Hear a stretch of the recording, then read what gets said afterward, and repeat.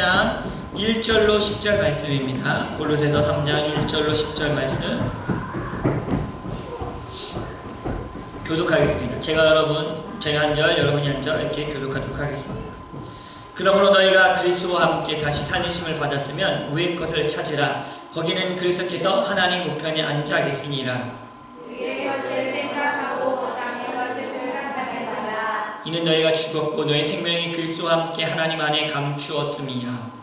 우리 생명이신 그리스도께서 나타나실 그때에 너희도 그와 함께 영광 중에 나타나리라. 그러므로 땅에 있는 지체를 죽이라. 곧 음란과 부정과 사욕과 악한 정욕과 탐심이니 탐심은 우상 숭배니라. 이것들로 말미암아 하나님의 진노가 임하리라. 너희도 전에 그 가운데 살 때에는 그 가운데 행하였으나 이제는 너희가 이 모든 것을 벗어버리라. 곧 분함과 노력과 악과 비방과 너희 입에 부끄러운 말이라. 너희가 서로 거짓말하지 말라. 옛사람과 그 행위를 벗어버리고 새 사람을 입었으니 이는 자기를 창조하신 이의 형상을 따라 지시기까지 새롭게 하심을 입은 자니라. 기도합니다. 하나님 말씀을 듣는 시간입니다. 우리 영의 귀와 육의 귀를 열어주셔서 들려지고 깨달아지게 허락하여 주시옵소서. 감사하며 예수님의 이름으로 기도합니다. 자, 합시다. 치유와 회복된 세계를 품자. 올해 우리에게 주신 표도 우리 한번 할까요? 하나님의 뜻을 이루는 한 해. 자, 말씀의 제목을 우리 옆 사람에게 말해주세요. 위의 것을 찾으십시오. 위의 것을 찾는 저와 여러분들에게 예수님의 이름으로 축복합니다.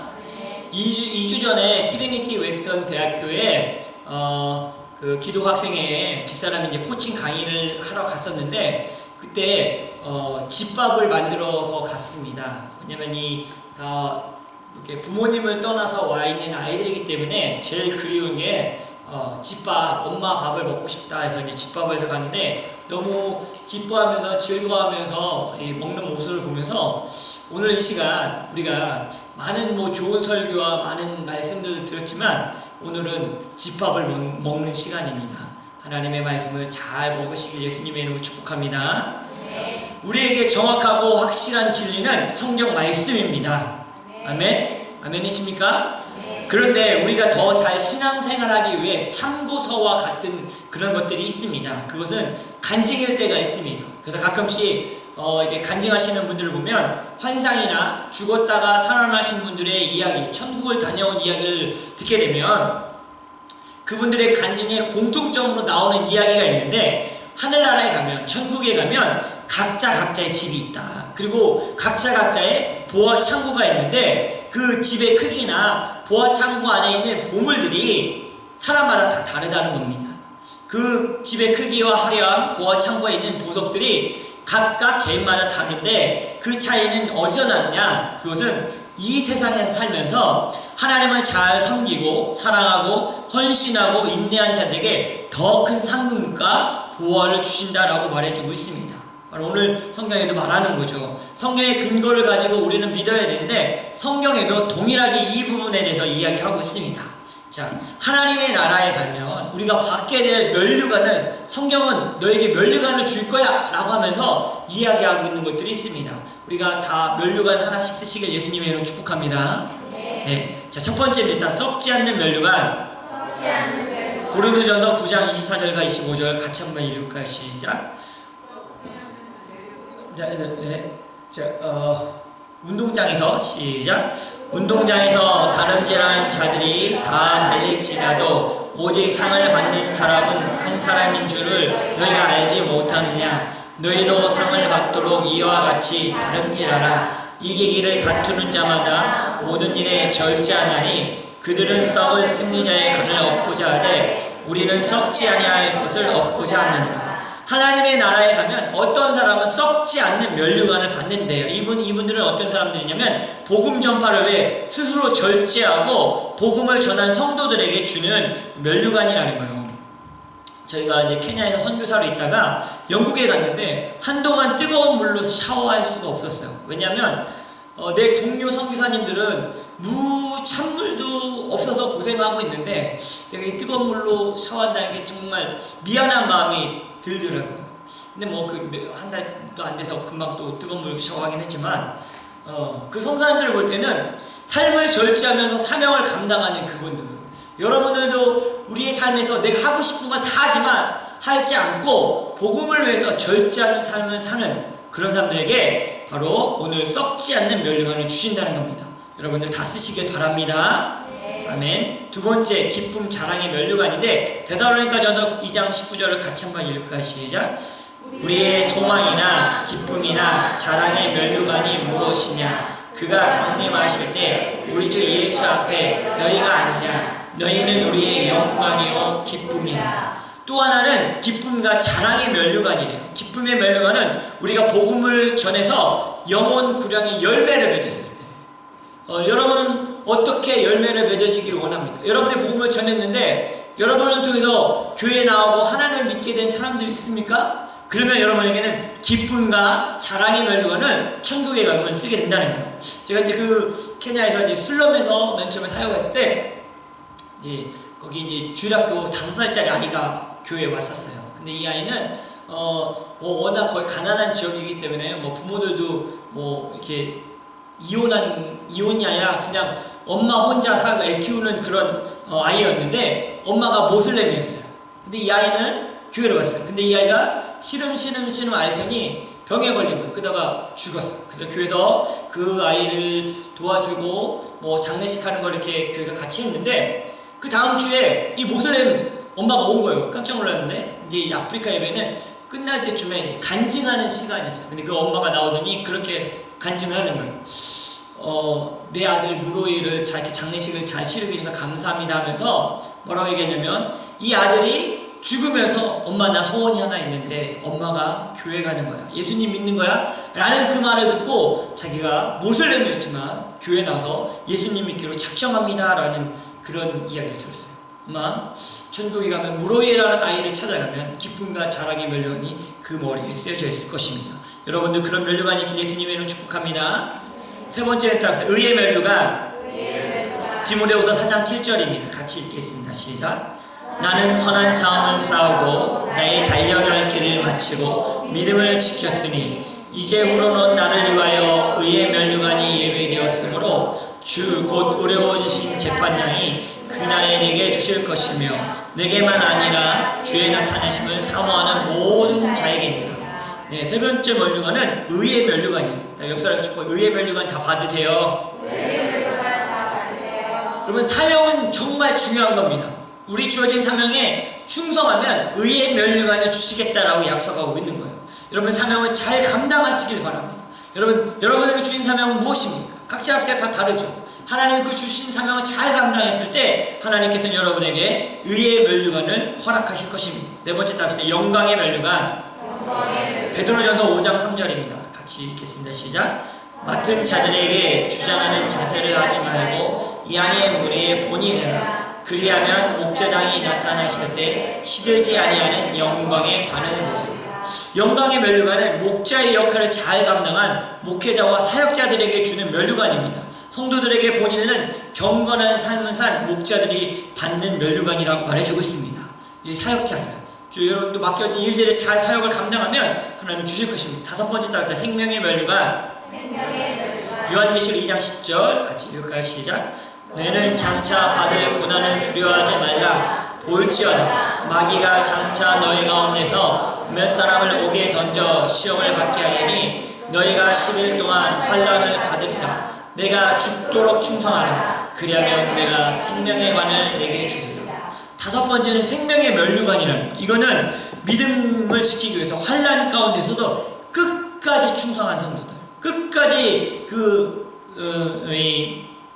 믿음을 지킨 그런 사람들에게 주시는 멸류관입니다. 끝까지 믿음을 지키시기 바랍니다. 충성하는 자에게 주시는 이 생명의 멸류관이 여러분에게 있길 예수님의 이름으로 축복합니다. 성경 우리는 이렇게 말해주고 있습니다. 따라서 행한 대로 갚아주신다.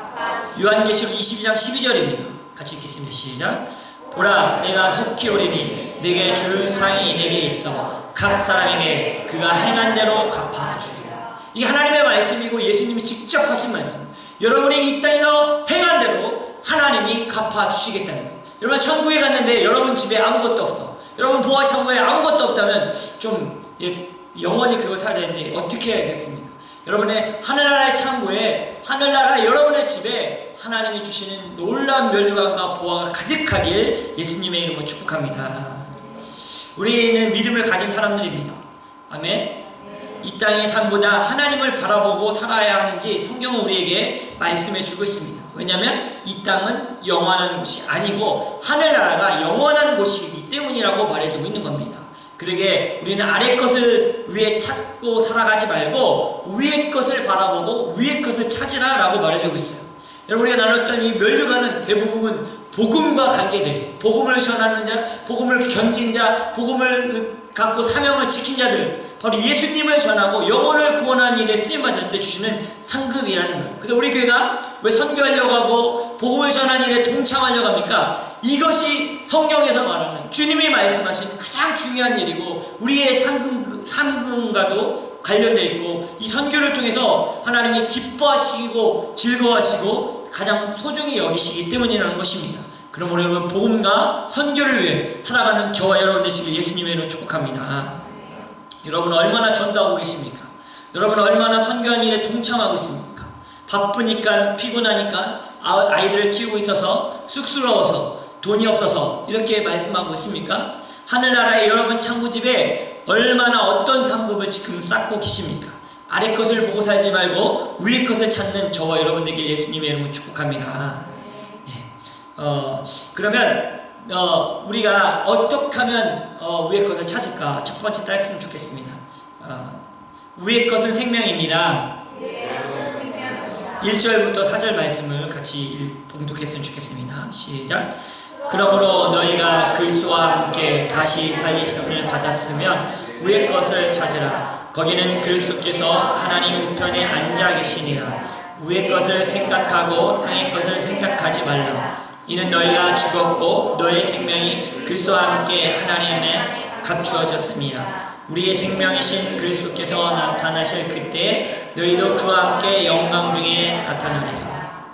여러분이 살아있다는 것을 어떻게 증명하겠습니까? 우리 옆 사람을 살짝 한번 꼬집어 줘보세요. 네, 어떻습니까? 뭐 간지러움 한번 이겨보세요. 하는 사람이 없죠? 그럼 본인을 꼬집어 보세요. 어떻습니까? 아픕니까? 왜 아픈지 아십니까? 여러분이 살아있어서 아픈 거예요. 죽어있으면 이런 감각을 못 느낀다는 거예요.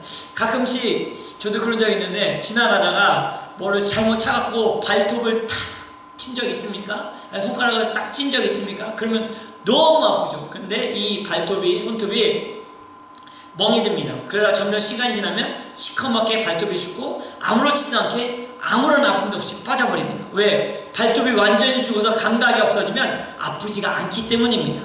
우리 영혼이 살아있는지 죽어있는지 어떻게 알 수가 있겠습니까? 그것은 우리가 영적으로 둔해지고 그런 감각이 없어지면 우리 영이 죽어간다는 거예요. 생명을 잃었기 때문입니다. 죽으면 아무런 감각이 없습니다. 말씀을 전해도 그 말씀에 어떤 감동도 못 받습니다. 은혜도 못 받습니다. 그리고 찔림도 없습니다. 어떤 죄를 져도 양심에 꺼리낌이 없기 시작합니다.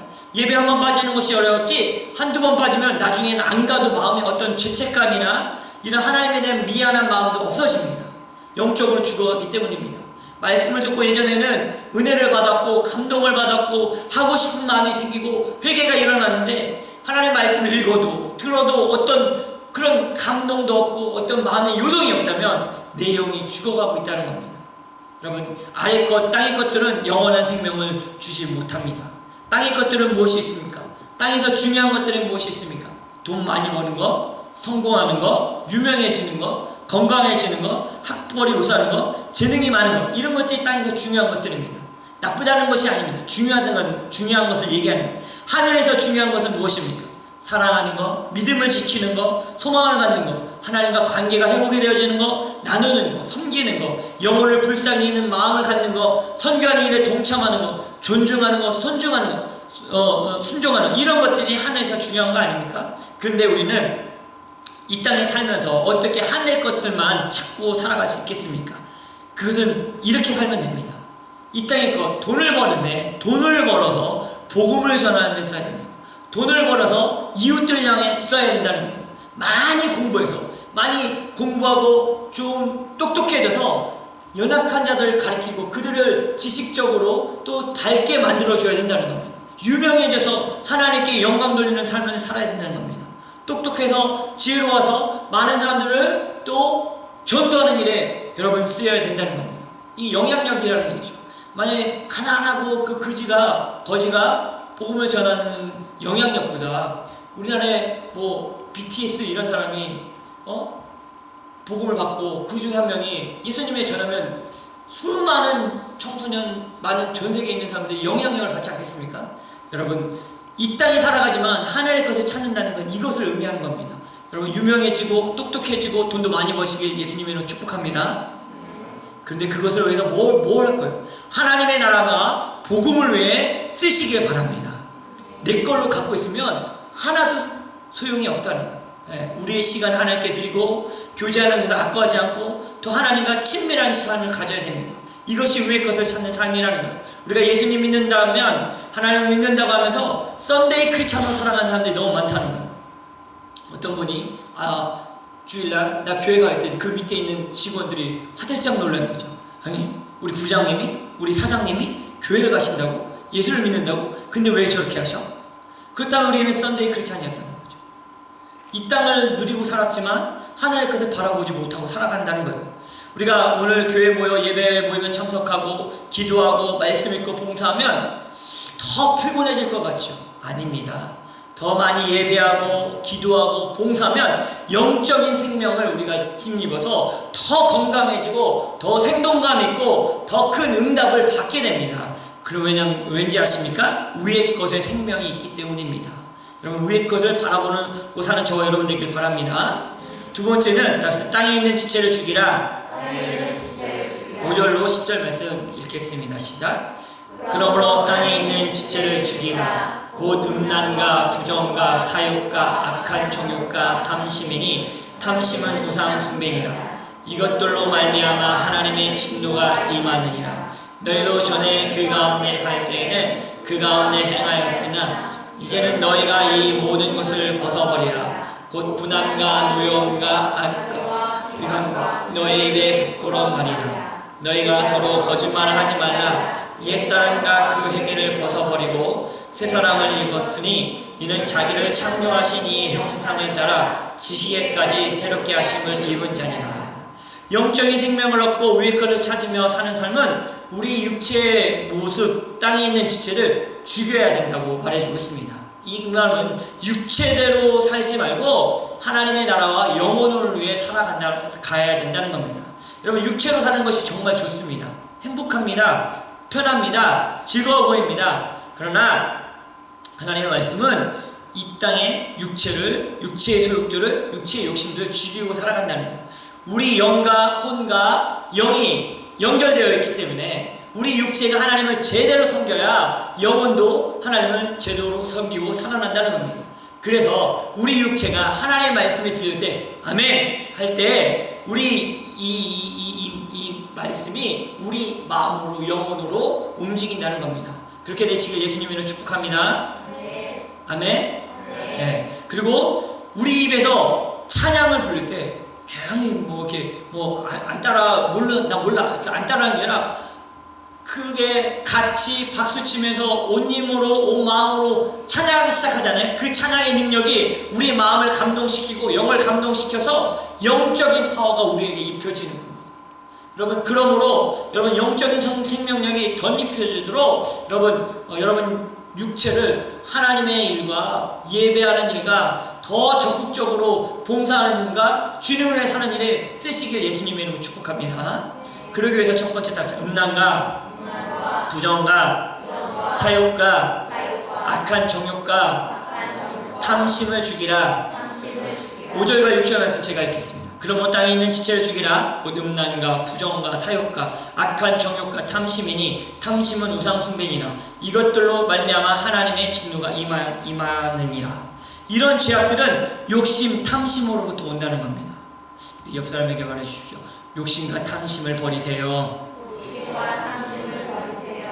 근데 여러분, 내가 더 가지고 더 누리고 더 쾌락을 얻기 위해서는 욕심을 갖게 되고 보면 더 가지고 싶은 것이 인간의 마음이라는 거예요. 근데 이게 우상숭배로 간다는 거죠. 우상숭배는 뭐예요? 하나님보다 더 사랑하는 것이 우상숭배입니다. 그것이 바로 음란이라는 거죠. 왜? 하나님보다 세상을 더 사랑하고, 하나님보다 돈을 더 사랑하고, 하나님보다 가족을 더 사랑하고, 하나님보다 내 직업을 더 사랑한다면 그것이 바로 음란이라는 거예요. 이것이 우상숭배라는 거예요. 그래서 여러분, 그런 사람들 하나님의 진노가 임한다라고 말해주고 있어요. 그러므로 여러분, 우리는 이런 삶을 살아야 됩니다. 따라합시다. 그리스도인은 주는 자입니다. 욕심은 자꾸 내가 가지려고 해요. 근데 사람은 자꾸 주려고 한다는 거예요. 욕심은 더 내가 손해보지 않으려고 하고 더 내가 소유하려고 하는 것이 욕심이라는 거예요. 욕심이지 않으면 죄가 되는 겁니다. 주려고 해야 됩니다. 사랑을 주고 내 시간을 주고 내 마음을 주고 내 물질을 주는 것이 그리스도인이라는 거예요. 우리 세폰 성도님들은 밥도 잘 사주고 선물도 잘 사주고 나누는 사람이 됐으면 좋겠습니다. 선교지에도 사랑을 보내고 기도를 보내고 그런 사람들에게 예수님의 이름으로 축복합니다. 그래서 여러분, 주는 자가 복됩니다. 이게 성경적 사람이 아닙니까? 그래서 제 모교에 이제 돌아가셨지만 제가 대전에 있을 때 그 모교의 홍동평 목사님이라고, 그 목사님의 큰 교회 목사님, 한국 여기 이민교회는 좀 많이 그렇지 않지만 한국 교회는 목사님 하면 그림자도 안 밟으려고 하고, 목사님을 식당에 가면 목사님 대접하려고 줄 서서 이렇게 하잖아요. 그렇게 큰 교회 목사님이기 때문에 충분히 대접받아야 되고 그 대접하려는 사람들 줄 서 있습니다. 목사님과 한번 만나서 이 얘기하는 게 그 큰 은혜고 축복이고 해갖고 줄 서 있어요. 그런데 그 목사님이 얼마나 주는 걸 좋아하시냐면 만나는 사람마다 밥값을 본인이 내세요. 뭐 노예 목사님들 만났는지 아니면 이렇게 가다가 이렇게 성도들 만나면, 우리는 그때 중고등부 시절인데 교회에서 이제 뭐 만들 때 있고 뭐 준비할 때가 있잖아요. 그럼 지나가시다가 보시면서 뭐 하세요? 그러면 우리 이거 뭐 하고 있어요. 이 중고등학생인데 반말 안 하셨어요. 그러면 그 지금서 떡볶이 사 드세요, 오뎅 사 드세요, 뭐 이렇게 주는 거예요. 그래서 그때 저는 그 충격을 받았어요. 아니, 목사님이? 내가 알기로는 목사님은 이렇게 성도들이 대접하고 성도들이 섬기는데, 목사님이 성도들에게 밥 사 먹고 떡볶이 사 먹으라고 모여서 하는 그런 청년들에게 이걸 보면서 나도 저런 목회자가 되겠다는 마음을 먹었어요. 그래서 주는 자가 되기를 원합니다. 여러분도 주는 자 되시길 바랍니다. 얻어먹는 사람 되지 말고 사주는 사람 됩시다. 그래 뭐가 있어야 돼요? 하나님의 은혜가 있어야 되고 축복이 있어야 됩니다. 근데 욕심은, 탐심은 우상숭배가 되는 거예요. 두 번째, 이 땅에 육체를 죽이려면 말을 조심하라. 8절로 10절 읽어봅시다. 시작. 이제는 너희가 이 모든 것을 벗어버리라. 곧 분함과 노여움과 악의와 비방과 너희 입에 부끄러운 말이라. 너희가 서로 거짓말하지 말라. 옛사람과 그 행위를 벗어버리고 새 사람을 입었으니 이는 자기를 창조하신 이의 형상을 따라 지식에까지 새롭게 하심을 입은 자니라. 땅의 지체를 죽이는 방법 두 번째는 말을 조심하는 겁니다. 다시 말을 조심하자. 우리는 말의 위로를 받기도 하지만 말의 상처를 받아 엄청난 일이 일어나기도 한다는 겁니다. 땅에 속한 사람들은 거짓말하고 속이고 남을 비방하는 것이 너무너무 자연스러운 거예요. 여러분이 모여서 티타임하고 밥을 먹을 때 어떤 말들을 하십니까? 누구누구는 이런 게 안 좋아, 뭐 걔가 그랬대 하면서 말을 옮기고 비판하지 않습니까? 우리 교회는 다 좋은데 뭐 이거는 안 좋아, 이렇게 하지 않습니까? 사단은 교회를 가르고 파괴하는 일에 말을 사용합니다. 소문을 사용한다는 거죠. 거짓말하게 하고 수근수근하게 하고 남 이야기하게 하고 비난하게 하고 비판하게 하고 질투와 시기의 말을 하게 한다는 거예요. 혹시 여러분이 그 주변에 그런 사람들이 있다면 만나지 마십시오. 부정적인 이야기는 옮기지 마십시오. 상대편이 불편하고 어려운 이야기는 전달하지 마시길 예수님의 이름으로 축복합니다. 어제 여기 교회 목사님들 중에 이제 목회 플러스라고 모여서 목회자들이 공부하고 세미나를 듣는 모임이 있습니다. 그 세미나에 갔는데 그 한국의 나눔교회라고 그 조용민 목사님이라는 분이 와서 이제 강의를 해주셨는데, 그 이야기 중에 제 마음에 남았던 이야기가 있습니다.